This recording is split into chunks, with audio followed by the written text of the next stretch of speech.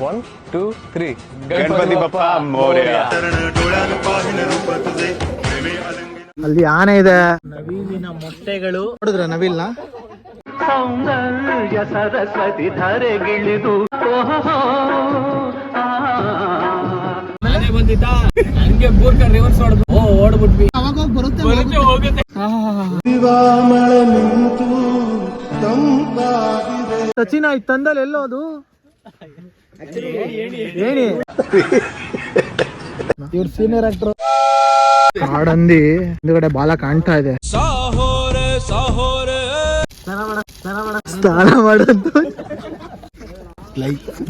ಒಂದು ಅದ್ಭುತವಾದ ಪ್ರಾಣಿ ನೋಡಿ.